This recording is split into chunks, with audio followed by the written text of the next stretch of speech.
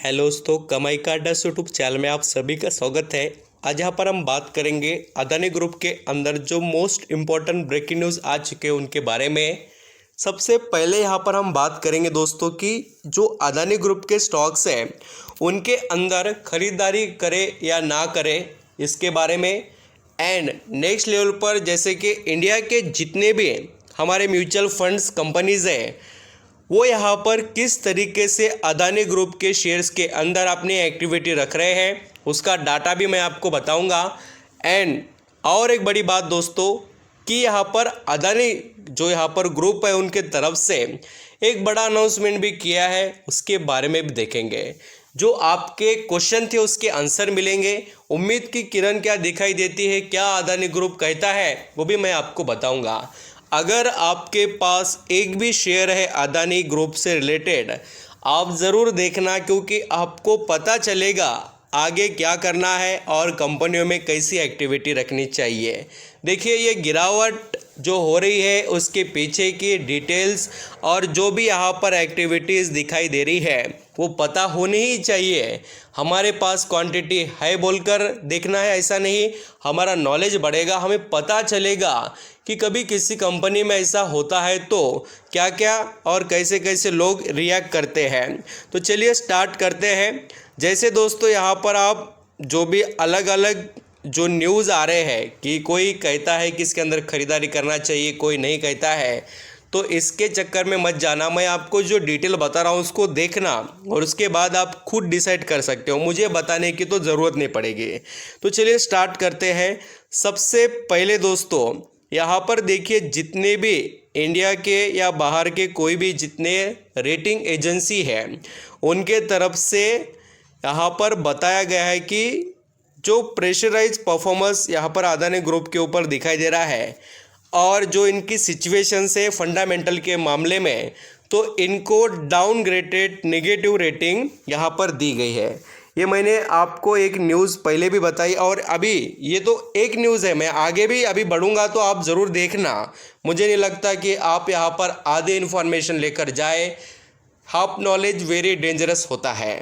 आप जैसे देखिए मोदीज डिसीजन, यहाँ पर देखिए decision to downgraded some of the group companies, जो भी यहाँ पर अदानी ग्रुप के कंपनीज है, Adani enterprises, Adani total gas, Adani transmission, ऐसे सभी कंपनियों के बारे में डाउनग्रेडेड रेटिंग दी गई है। एंड देखिए SP global ratings has also outlook Adani group to negative. देखिए एक ही बोलकर मैं बता रहा हूँ ऐसा नहीं है, दूसरे यहाँ पर हमने दो रेटिंग की कंपनियों के बारे में देख लिया। और ये रेटिंग क्यों दे रहे हैं आपको पता है क्या?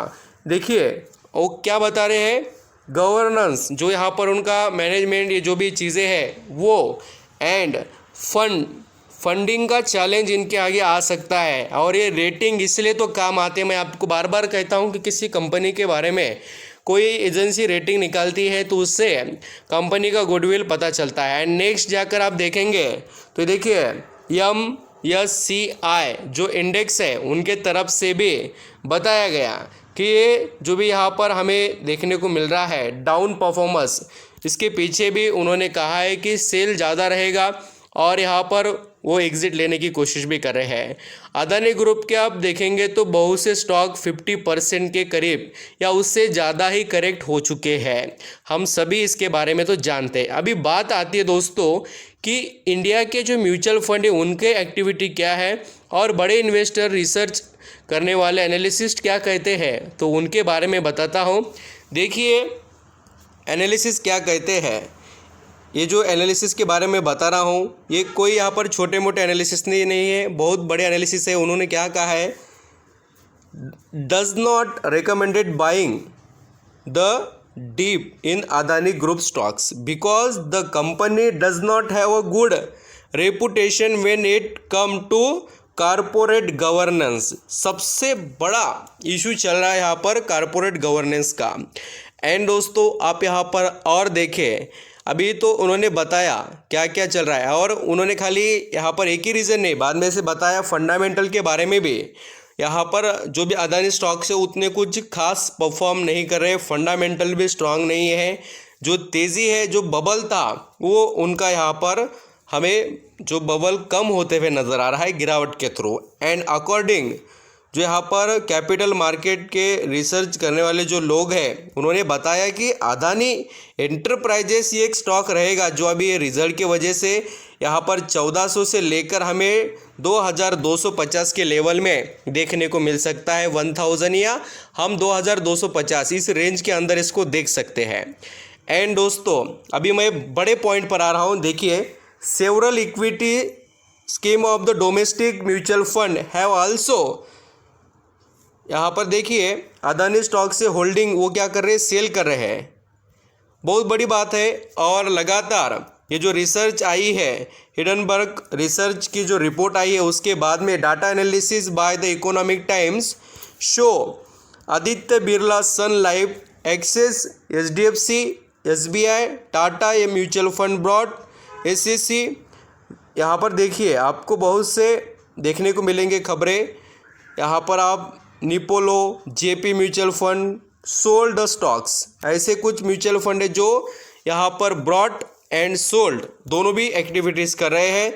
एंड यहाँ पर आप देखेंगे SBC and JP mutual fund completely exit the stock. No fresh purchase were made for Adani Enterprises equity scheme of the DSP, Kotak, PGIM, SBI mutual fund cut stakes.